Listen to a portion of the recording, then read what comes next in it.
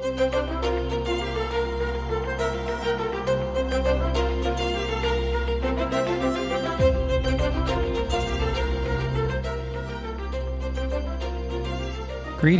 and welcome back to the Talk with History podcast. I am your host, Scott, here with my wife and historian, Jen. Hello. On this podcast, we talk about history's continuing impact on society, as well as our personal journey through YouTube as we explore, record, and share our history walks with you, the listeners.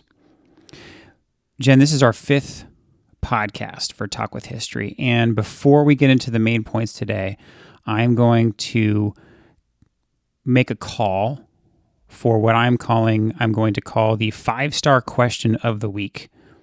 So if you are listening to this podcast, iTunes reviews help very much. So I encourage you to go onto iTunes to leave us a 5-star review. And if you ask a question in that review, we will do our absolute best to answer that question at the opening in this particular part of the podcast of future podcasts. So I am asking our listeners to help us out, to help us grow with a 5-star iTunes review. If you want to ask a question in that review, I will do my best to answer that question in a future episode. All right, moving on. So, Jen, who are we talking about today? Today we are going to talk about the queen of comedy, Lucille Ball. The first lady of comedy, Lucille Ball. Give us some backstory on why Lucille Ball for this particular episode. So Lucille Ball, we had lived in Erie, Pennsylvania, and we didn't realize how close Jamestown, New York was to us. And that is where she grew up. That's where she was born and where she grew up all the way through high school. And at one point, like I had said before, I was off of social media looking at YouTube, and I had wondered, what is there to see in Jamestown, New York surrounding Lucille Ball? I want to see what other people have done. And other people had gone to, you'll see our Walk with History video if you watch it. There's some big murals in Jamestown dedicated to her. There's some statues dedicated to her. The homes that she lived in, are still there. And she's actually buried there. So there's a pretty good story you can tell about her life, but no one was really telling all of it. And when they were telling it, it was just the surface, nothing really digging into her life and the events of her early childhood that made her the woman that she was, and connecting those to why she is so groundbreaking. And so I really thought that we could do a really great video on her and the things that she did that were just so the innovations that she made and the things that she did that were just so different that no one had done before. And there's a museum there as well. Yeah. So we do 2 separate videos. So if for some weird reason someone is listening to this podcast and they have never heard of Lucille Ball, they've never seen I Love Lucy, they've never seen her surprised face or watch the episode where she eats all the chocolate bonbons from the factory, why don't you tell them who Lucille Ball is? So she, again, is like we said, the queen of comedy, first lady of comedy. She was very good at physical comedy. And she does one of the first TV shows that centers around a woman. And she's basically the star of the show. And it's very physical, slapstick comedy. And it's groundbreaking for many reasons. First of all, because of her. Second of all, she has a husband who's Cuban. And so they're breaking a cultural stereotype, because at first they didn't want her to have a Cuban husband. But she wanted Desi with her on the show. They had been married for 10 years. They had been trying to make it in the Hollywood industry, and they weren't having very good luck. Now didn't they start on radio? She started on radio with another person. Okay. My favorite husband. Yeah. And it was a big radio show. And that's when they asked her to do a TV show. And so she, at that point, had been around movies long enough. They also call her the queen of B movies. She's done a lot of B movies. she had been around Hollywood enough to know that when you have lightning in a bottle, that you can make some requests. And so she pushed for Desi. At first, they did not want Desi on the show with her, but they went and did vaudeville together, and they brought their act to vaudeville, the things that they do together, and it was such a big hit. And we talked about vaudeville before. It's kind of like live action comedy shows. It's like going to a variety comedy show. Yeah. And for those who aren't familiar with vaudeville, and maybe you haven't seen many I Love Lucy episodes, she is a physical, as you said, she's a physical comedian. Mm-hmm. Large expressions. She would have been great on Broadway. Yes. Right? She's just large and just that whole physical comedy. So that works in vaudeville because vaudeville is a traveling, more in-person type show. Yeah. You're putting on a routine for people. It's more than just radio. You're doing the visual side of it, and that's the whole I Love Lucy. Is she's always getting into like these situations where she's contorting her body or hurting her body or trying to hide or something funny that's also physical. So that is what kind of she breaks away in that regard. She breaks away with insisting Desi is cast in the show. And she's older. She's 40 years old when they start I Love Lucy. Which that surprised me. Yeah. When I found that out. I mean, and maybe it's black and white TV of the time, but she was successful in Hollywood as a B-movie actress because she was attractive. She was. Absolutely. She was very, very pretty in black and white, probably a little bit more forgiving, but she also had really good genes, But then she gets pregnant 2 years into the show, and it's the biggest rated show. People say that everybody was in their homes from 9 to 9:30 when I Love Lucy was on. Now, was it a hit show right with season 1? Right with season 1. Wow. And then she got pregnant. And then she's like, well, we're going to have to end the show because nobody had ever been pregnant on a TV show before. Because this was 51, 52. This is 1952. Yeah. She has little Desi, who and little Ricky in the show, but in real life she's pregnant with Desi in 1953. And so they can't even say pregnant on air. They have to say expecting. And then the title of the episode is, I think, pregnant in French. Like they don't even use the word pregnant in English for the script. But it is like the most watched TV show. Everybody watches Lucy have the baby, right? Like it's not graphic, of course, but that was a huge TV show. And of course it would be because this is the baby boomer generation, right? Everybody is actually doing that. They can identify in with, real life. Right. Yeah, they can identify with Lucy. Hey, we are like them because they're having a baby. Yes. Yeah. So she took a huge risk in doing that on TV. I mean, she's actually pregnant. She's not pretending to be pregnant. She's actually pregnant. So that was a huge risk, but it was a huge payoff. It was the biggest rated TV show for the longest time. So what do you think kind of gave her the chops to make a call like that? Well, that's what I think people, if you understood her childhood and where she came from, you would understand these huge risks that she takes. One of her, she gave an interview to Rolling Stone and people were telling her how funny she was. And she would insist that she's not funny. Her writers were funny. Her directors were funny. The situations were funny. But what I am is brave. And I actually say that at the end of one of the Walk with History episodes. So what makes her so brave? So she's brave putting herself out there.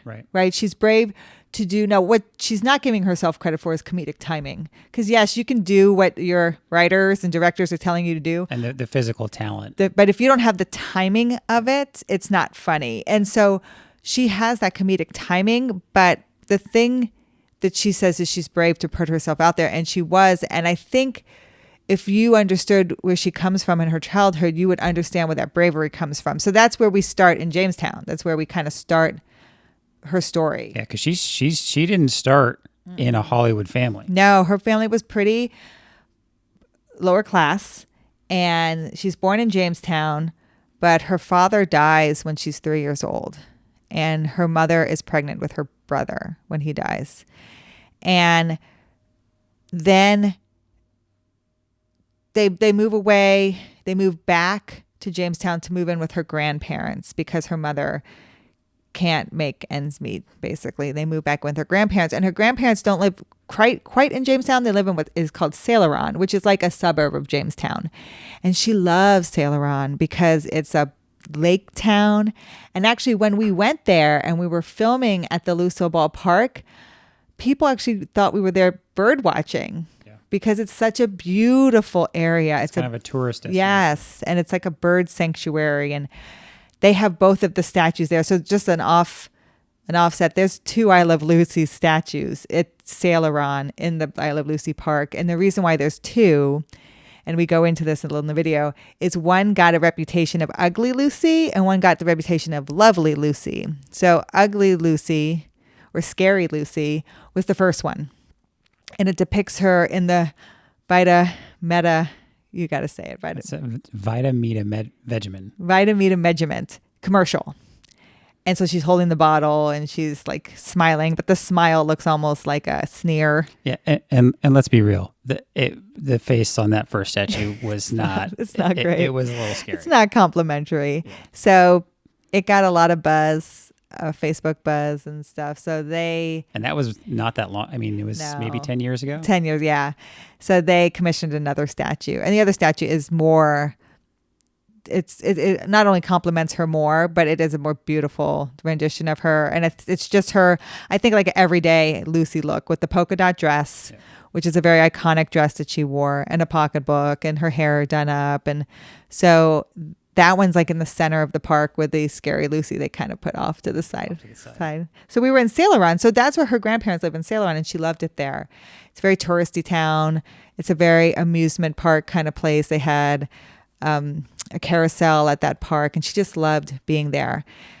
But something happens in 1927 on the 4th of July. Her brother was about to turn 12. Her brother's name was Freddie, and she was 16 at the time. And her grandfather bought a rifle, and he brought it home, and it was for Freddie's birthday. And he said, "No one can shoot this today. We're gonna do it the next day, where I can take the time and show you how to do everything." So that next day, he was showing them all about the rifle, and he put up tin cans for them to shoot. And Freddie had his girlfriend Johanna over, and the neighborhood boy Warner had come over, and Freddie had taken some turns, and Johanna wanted a turn, and just as Johanna was about to shoot, Warner's mother called for him to come home, and he jumped up just as Johanna fired the gun, and it went right into his back, and it severed his spinal cord. And Warner never walked again. And the research I'd done, Warner basically didn't make it out of his teenage years either. And the family had offered to pay all the medical bills. However, it went to lawsuit, and the family took everything, took their house, took all the furniture, took anything they ever had. And the grandfather, I mean, from what Lucille had said, it like the life went out of him. He never worked again. He was never happy again. He was never helpful again. He just was basically, that was the end of him. Yeah, and you said Lucy was 16 when this happened. She was 16. Yeah, so she was smack in the middle of high school in her prime young years. So then they had to move back to Jamestown. So they went from a nice suburb back to the city. Jamestown is kind of like a blue-collar New York town, smaller.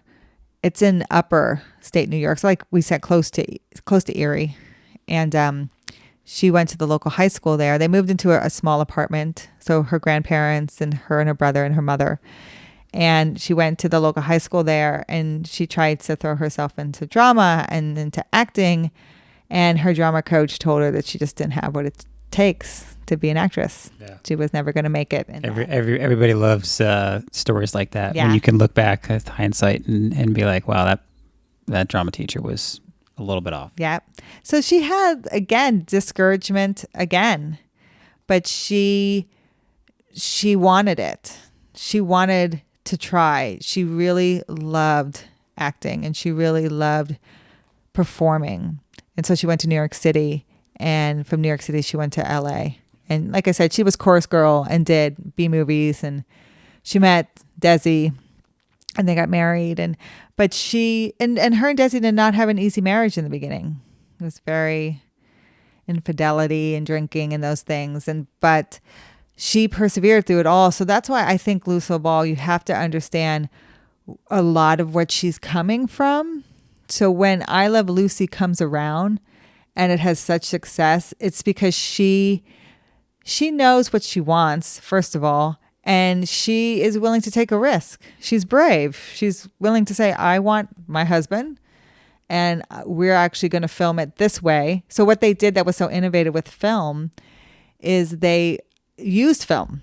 So it wasn't a live performance like they used to be, where now you don't get reruns of old shows because. So was the I Love Lucy show, was it really like the very first one? Yeah. So it was the very first TV show that to use film. So that more expensive. They could have reruns essentially. Yeah, because she knew, again, that this would bring in, even though it was more expensive to do, so less salary, in the long run, it was going to pay off. And so they started their Desilu production company because that's what they wanted to do, and no one was really going to back them. So they started their own production company. And and if I remember right, and we'll talk about the museum a little bit, but even in the museum, they talk about some of the innovations beyond just being the first ones to use film for things like reruns. Yes. And that's actually where Desi comes in a lot. He reminds me a lot of you, actually, because he's so innovative with the technology that even though he knows this is not what's mainstream right now, he sees the future and knows that this is going to be the future of film. Yeah, and I think if I remember right, they actually had the old film reels there, and they were the first TV show. If you think about some of those old TV shows, a lot of them, picture them in your mind, and it's like if they're performing on a stage. There's one angle where the I Love Lucy show and what Desi Arnaz started doing was multiple shots, multiple angles, if I remember correctly.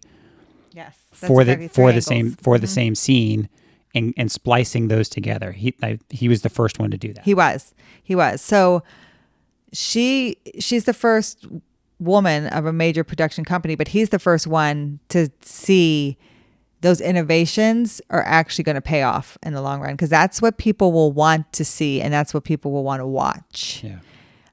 And they do some great shows. They do Star Trek. Like, people don't realize they're there. Yeah, their production company. I encourage folks, if you're a Lucille Ball fan, go watch it, go find our videos, because we show some of the shows that they produced, and they're huge, huge shows. Yes. And they were really adamant about multicultural casting. Yep. So think about Star Trek. Think about Star Trek. Yeah. They pushed that because they knew that was a better reflection of America. Yeah. And I think because she understood being married to a Cuban, a man who was Cuban American, so he was also getting stereotyped and ostracized for his race. She understood that America was changing and people are going to want to see themselves represented on TV. And that's why they pushed for this multi-race cast in Star Trek. Plus, this was supposed to be very futuristic. And so they knew the future was just going to keep evolving. So she's so innovative when it comes to that. Lucille Ball, I think people pigeonhole her into comedy, but she really was this feminist. I see her as somebody who is really seeing the bigger picture and making the decisions for that bigger picture, even though she's a woman and she's groundbreaking all these things in the 1950s. She wants to have the say, and so she gives herself the position to have that say. Yeah. I mean, it really was incredible learning more about her, because I knew her for I Love Lucy. That was it. Yeah. That's all I knew her for. Not for the innovations, not for what she did. Never in a million years knew until we literally were doing the video that she was 40 when she started I Love Lucy. Yes. Right? So think about all that years of experience behind her already when she's starting that show and breaking on, really, really breaking out in the TV and movie industry. And she was so supportive of other women. Like Carol Burnett gives Lucille Ball credit for her career.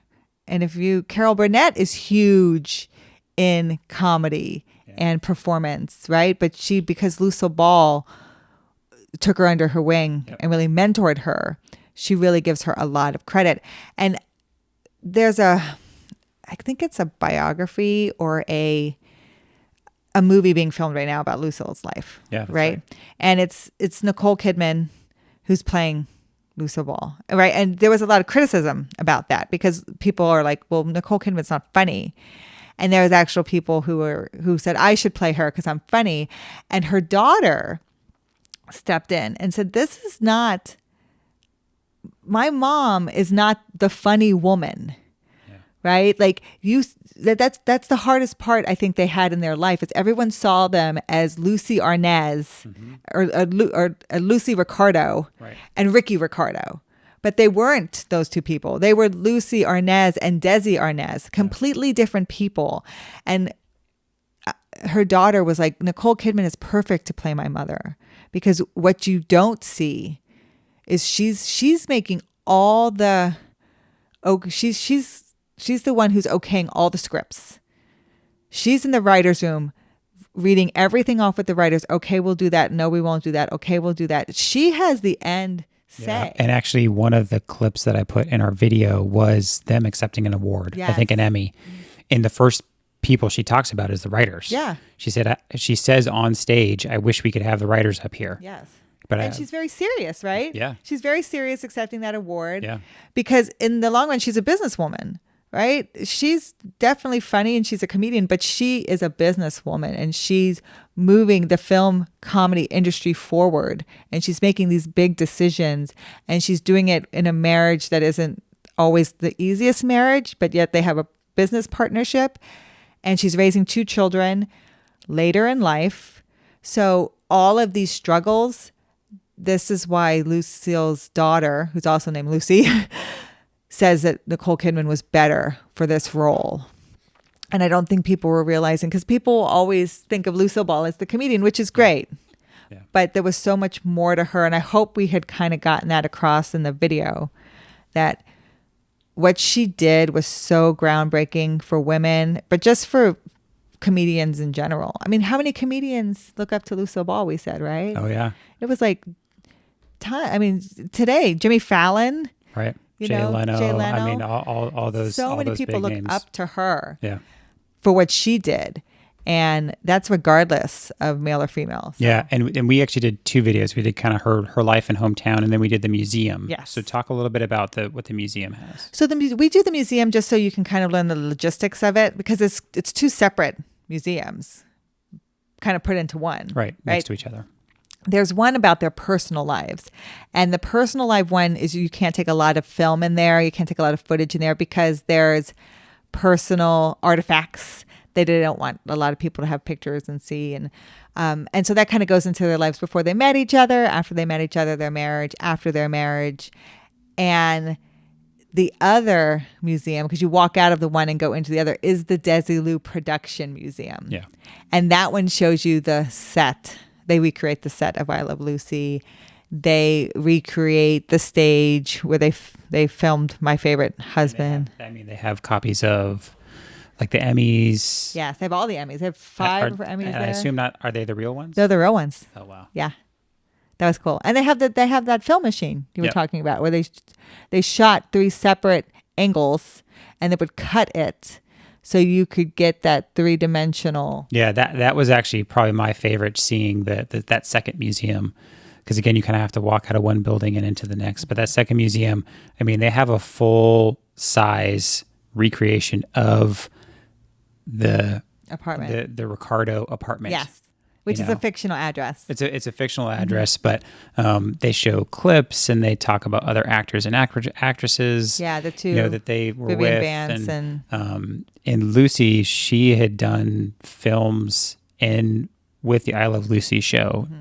Obviously, that drew a bunch of big names. So they got cameos from folks like John Wayne. John Wayne, huge. Bob Hope. Right. Lots of people wanted to be on I Love Lucy.